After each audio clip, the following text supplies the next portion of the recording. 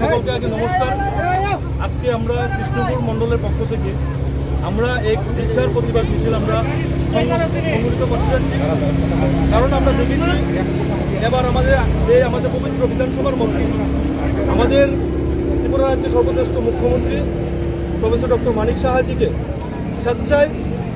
স্বচ্ছ নিয়োগ নীতির উপর বিধায়ক সুদীপ রায় বর্মন যেভাবে আরোপ সৃষ্টি করেছেন,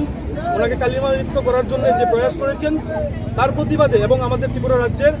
জনজাতি কল্যাণ দপ্তরের মাননীয় মন্ত্রী মহোদয়কে যেভাবে কালিমালিপ্ত করার জন্য প্রয়াস চালিয়েছিলেন এবং পবিত্র বিধানসভার যে শৃঙ্খলা,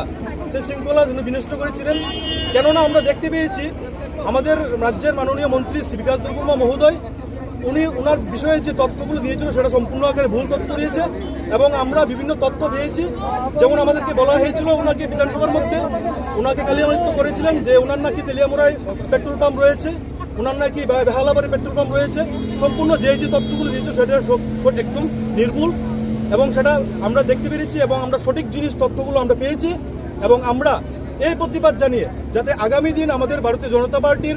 যারা মাননীয় বিধায়ক মহোদয় রয়েছেন কিংবা আমাদের যারা মন্ত্রীরা রয়েছেন তাদের উপর যেন এরকম আরোপ যেন না লাগাতে পারে, সেজন্য আমরা আজকে ধিক্কার মিছিল আমরা কৃষ্ণপুর মণ্ডলের পক্ষ থেকে আমরা বের করেছি। এবং আমরা জানিয়ে দিতে চাই যদি আগামী দিনে যদি এরকম যদি উৎসাহ রটিয়ে যদি আমাদেরকে জনকল্যাণমুখী কাজের ক্ষেত্রে যদি আমাদের সরকার যে কালিমালিপ্ত করার চেষ্টা করে, তাহলে আমরা বৃহত্তর আন্দোলনে আমরা আরও সামিল হব এবং আমরা সুদীপ রায় বর্মন নয়, ওনার মতন যত নেতৃত্বরা রয়েছেন যারা এই আমাদের উন্নয়নকে অব্যাহত রুখতে ওরা আমাদের